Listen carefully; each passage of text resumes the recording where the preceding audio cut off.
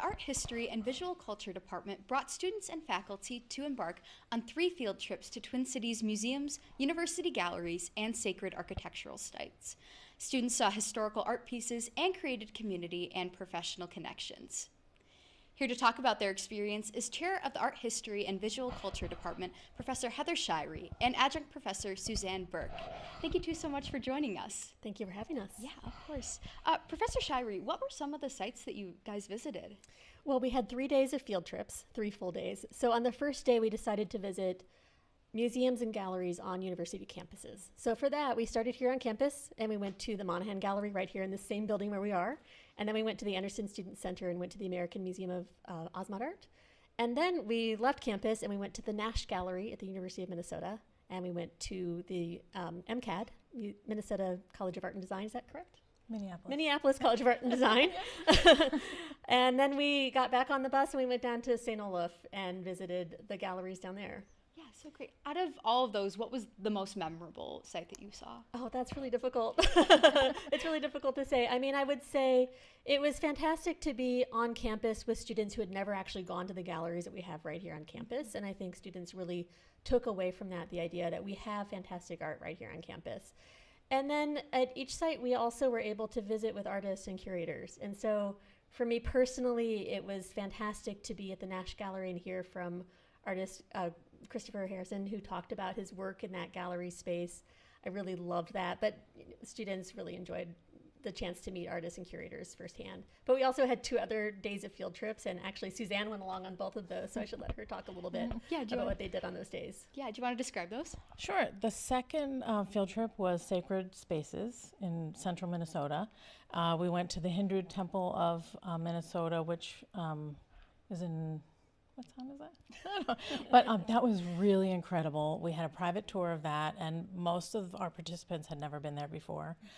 And then third, we went to St. John's Abbey Cathedral and Chapel, and Dr. Victoria Young ran that field trip, and that was really impressive because she wrote books on that chapel and had a lot of information for our participants. The third field trip we just had on the 25th, and we went to we called it the Big 3 museums, so local museums. We started at the M Museum, it's called, so it's the Minnesota Museum of American Art. We had a private tour with docents there. And secondly, we went to the MIA, we call it, short for Minneapolis Museum Institute of Art. We got to see the Art in Bloom exhibition, so that's over now. So if you missed it, next year you have another chance. But the real treat was the print study room. So in the print study room, we had a private viewing of works that we got to choose ahead of time, all works on paper. They had them all set up for us. The curator displayed everything, gave us magnifying glasses even, and we could get close and really look at the details of Rembrandt prints, and it was really quite incredible. A lot of the participants were taken by that experience. Lastly, we went to the Walker, and we had a tour, 2 tours by museum staff there as well. Participants commented that they liked the combination of having tours and free time, which is what we allowed. So that was an immersive all-day experience too. Yeah, and like what a cool opportunity as well for students who normally might be seeing these arts on like presentations in classrooms to actually go to the sites and see them. Yeah, that is so cool. I know you touched on this a little bit, Professor Burke, but how does going to these historical sites impact students? Well, this is actually slightly off topic, but the interesting thing is it was students, and we had undergrad students, we had grad students, we had faculty, and we had staff. So it was a really nice mix. All 3 field trips, we had a really nice mix of people that met new contacts on campus.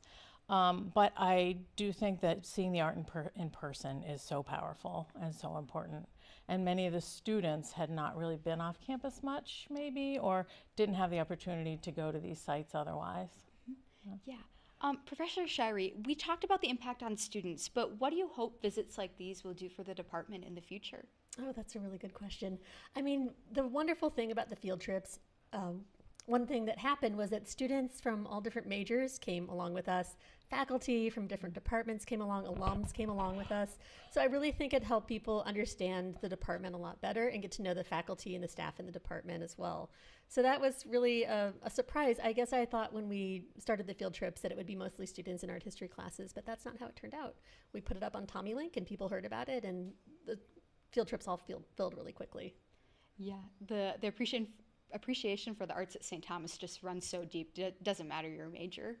Yeah, well, thank you two so much for joining us. Thank you. Thank you so much. Yes.